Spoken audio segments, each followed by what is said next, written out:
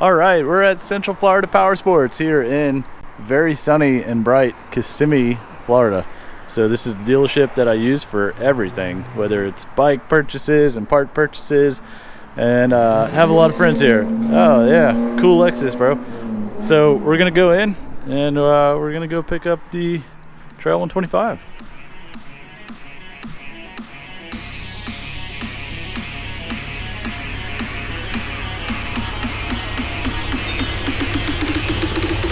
Bring it loud.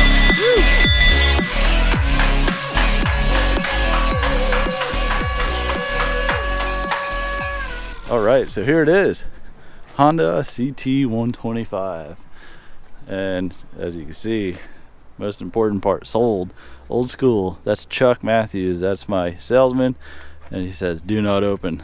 These guys are awesome. They saved it for me to do this video.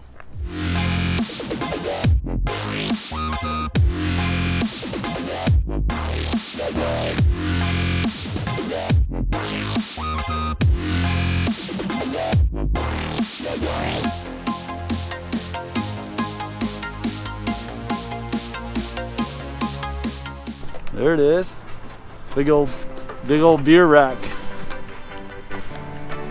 Aha!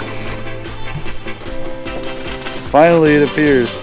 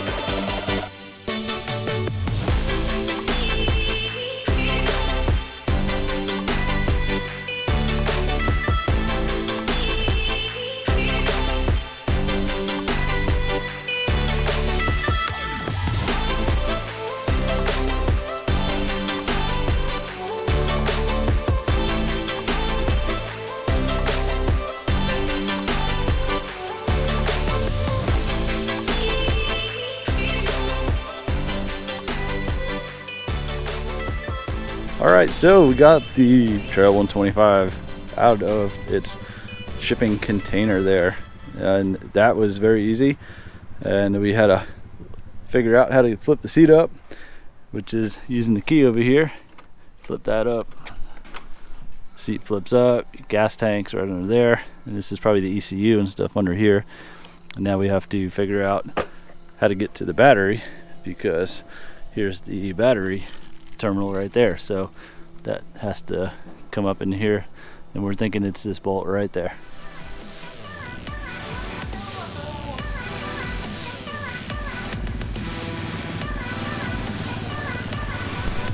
A little pin pop over there.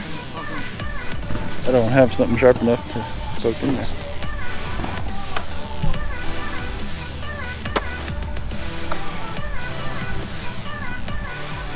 And that battery's in there, buried in there, isn't it?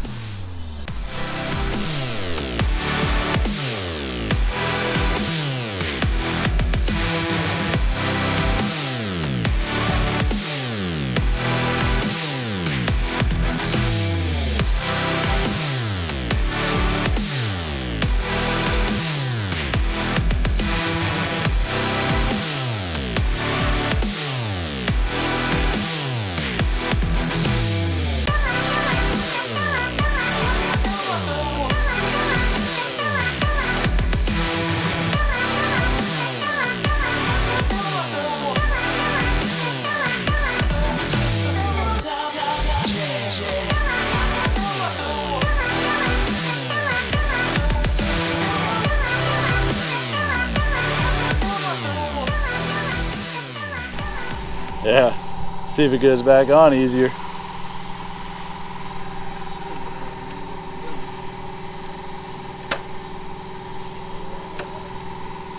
Yep.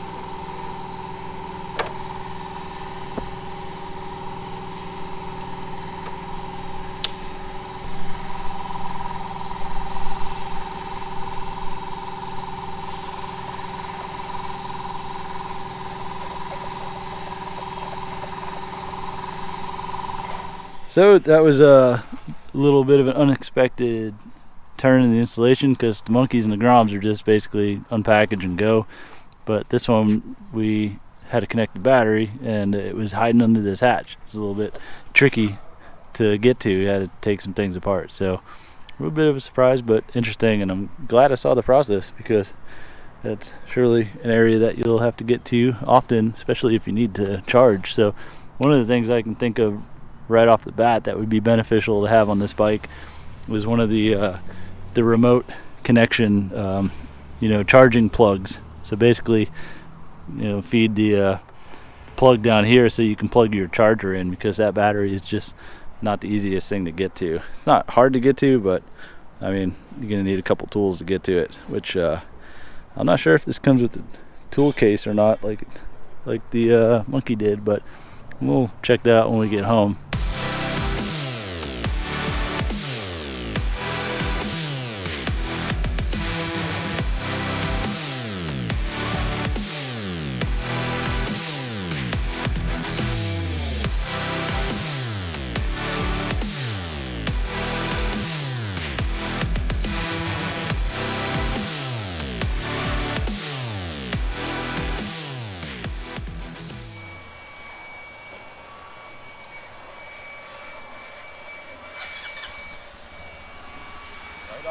Yeah.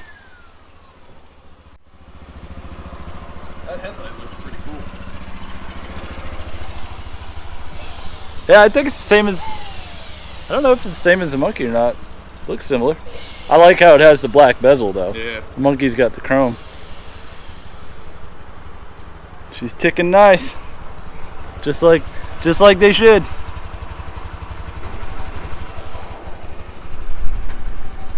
Well, no smoke's good, right?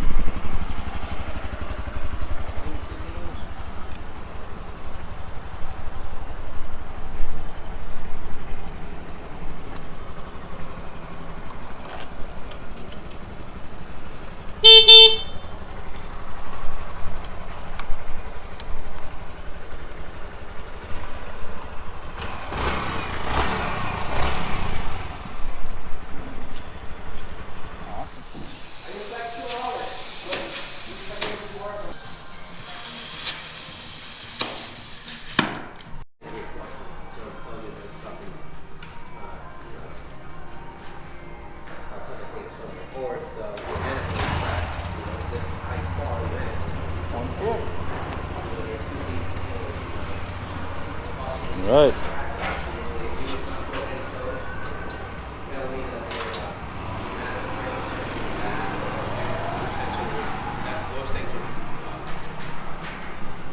All right, so the trail is doing its little maiden voyage. The mechanic is testing it out, make sure everything works as it should, and basically shifts and doesn't fall apart before I put it in the truck and take it home and make it fall apart on my own. So not that we think it would, but it's part of the process here. So he's out giving it a little shakedown, and then I think that's probably about it. Get her loaded up in the truck, take it home, and start having some fun. Pretty excited. The bike looks really cool in person. But yeah, a couple of salespeople came by and they're like, what in the world is that? That's Trail 125. They're like, man, that thing is weird, but it's cool. I want one because it's just different looking. So that's kind of the thing that I was getting at. It's just different looking, and that's what makes it cool. So I'm looking forward to getting it home. I want to ride it now. Here it comes back. It's a little test ride. It's super quiet too. I'm not used to it. All my stuff's loud.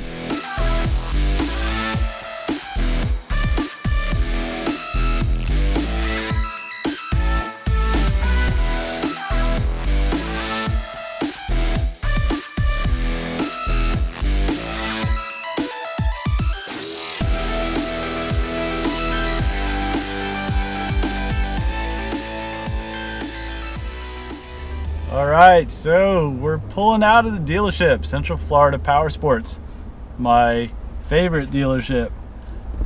And it's my favorite because they've let me do some really in-depth filming and shooting inside their repair facility and their garage there, which is not the most common thing. Lots of dealers like to keep people out of there, and certainly don't want them filming. So with that, I'm always super appreciative of how welcoming they are to allow me to do all the videos and stuff that I do there. And the big news obviously today was the Trail 125, which is in the back.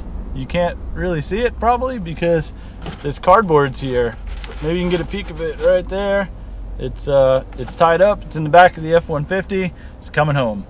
And this cardboard back here, they actually let me keep the cardboard boxes from the unpacking too. So there's a little bit of a cool memorabilia thing for me that I like to hang up in my shop. I have one from a monkey too. Not my monkey, because I didn't know my monkey was even in when it came in, but when I did the filming for the unboxing of the blue monkey at Central Florida Powersports, they let me keep the box for that.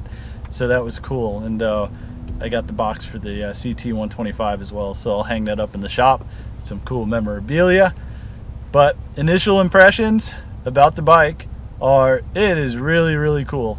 It's a rugged, like, Jeep sort of bike. When you see it, you look at it, and this is quoting almost exactly the salespeople that were walking by when we were uncrating it, and they were just like, "What is that?" Like, they didn't know what it was. It was just, it did not look like the rest of the bikes that are in there. The sexy sort of street bikes or the rugged dirt bikes. It's just not something they expected to really see. So it caught them off guard, and they wanted to know what it was. One guy in particular is like, "I really like that. I want one of those just because it is different looking and it's unique." And he even said weird, I think. And it is a weird bike. It does not look like the rest of the bikes in the dealership. And I think that's what makes it really interesting and cool, in my opinion, is that it's different. It's its own deal. And Honda's pretty good at doing that. They've paved the way and made a lot of unique bikes that are their own thing. More recently, the Grom and the Monkey, the Super Cub, that scooter, that's its own thing. Going back to the Trail 70s and the original CT-110s, the Hunter Cubs. Back then, actually, a dealership was modifying Super Cubs, and that's where they got the Hunter Cub from. But Honda's always done its own thing. It's always made some cool, unique things, and this bike is certainly one of those cool, unique things. And that's kind of what you see when you walk up to it. You're like, "What is that? That's cool. That's different." And it's kind of like how I see a Jeep. If you were to never seen a Jeep before amongst a car dealership full of sexy looking SUVs with nice lines and stuff, you'd see the Jeep and you're like, what in the world is that doing? That thing looks totally different than anything else out here. That's exactly what the Trail looks like. It looks like something that doesn't belong. It's like the ugly duckling, right? You have a whole line of beautiful ducks, and then you have one that's all feathers go in different ways and different colors and stuff, and theoretically is the ugly duckling. But in a world of motorcycles, everything has its cool factor in different ways. Street bikes have just amazing technology. Dirt bikes have the super knobby tires and the ground clearance, and just they're really awesome, fast looking bikes. And then your scooters are the more mundane sort of everyday type of, just the more bland sort of thing in your dealership. But then you see something like this there, and you're like, okay, what is that supposed to be? What do you do with that? So that's basically why I got it, is because I feel as if this bike is going to be the most useful bike in my collection. Just getting on the bike and riding it to the truck at the dealership there, when I was loading it up, you're started and in gear within probably 2 seconds. You know, it's just super simple. It's a very easy bike. It's just one of those jump on and go bikes, and that's the majority of what I use my motorcycles for. I don't go cruise. I don't I don't commute to work on them. I don't go cruise the beaches and bar hop with it like I would a Harley. So I have a fleet of jump on and go bikes. So that is my operating procedure. That's the mode of operation. That's the MO in my shop, is to jump on a bike and go. So this bike I feel is going to be perfect for that, because it is 1000% a jump on and go bike. Add to that the fact that I can throw a bunch of crap onto it and tie stuff down to those racks, throw the kids on it, you know, add accessories that make it even more utilitarian, like racks and you know, attachments where I want to attach a fishing pole to it and go fishing in the ponds and stuff. And it, to me, is going to be just a super well-rounded bike. So, and I don't plan to go on the highway or do any sort of big road work with it, so I don't even care how fast it goes. So that's basically my experience so far. I want to give a good shout out to the mechanic Josh that helped me unpackage it.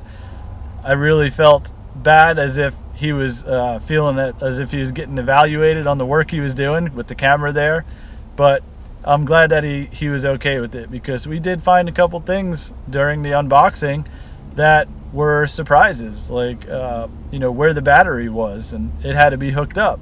So we had to take some panels off and hook the battery up, and that was a little bit more involved than I thought it was going to be. The Monkey and the Grom, super easy to do that stuff. So this was a little bit more involved. So if you do get an assembly fee at your dealership, if it's reasonable, I wouldn't fight it too bad like you could on the Monkey or the Grom, because literally the Monkey and the Grom is just hooking the battery up, putting the mirrors on, and checking the fluids and the air pressure, and doing a checklist test ride. That's it. So it's the same thing with the trail. However, that process is a little bit more involved with the battery. So you are looking at a good hour, maybe 2 hours, to do this whole thing if the mechanic does it the right way. So don't be too hard on your dealership about the assembly fee with that in mind. However, it is a good bargaining chip though, so if they're trying to overcharge you on assembly, then you can take this video and tell them, hey man, I know it's not going to take you that long, so maybe you can whittle that down a little bit. So that's it. I'm going to do a lot more videos, a lot of content on this bike. I'm about to jump on the Florida's Turnpike here, so I don't want to be talking when I'm going 70 miles an hour. So we're going to cut it off, and I don't think I'm going to get to it tonight, but I'm going to do a full walk around and orientation on the bike as well. And I'm going to get some good knowledge of it here tonight, take it for a little spin, probably put a cup holder that I bought on it, because this is, like I said, the MO of this bike is to be my runaround bike, so I want to be able to put my Yeti cup on it and go. So yeah, it's going to be a lot of fun. Thanks for watching. I appreciate your checking in and watching my channel. If you're new here for the CT content, thanks for stopping in. Be sure to subscribe, because there's going to be a lot more, obviously. And if you're one of my regular Monkey subscribers, thanks for checking in, and I hope you enjoyed it. Maybe it'll inspire you to go check out the CT-125 at your local dealership. So that's it. Thanks again. See you later.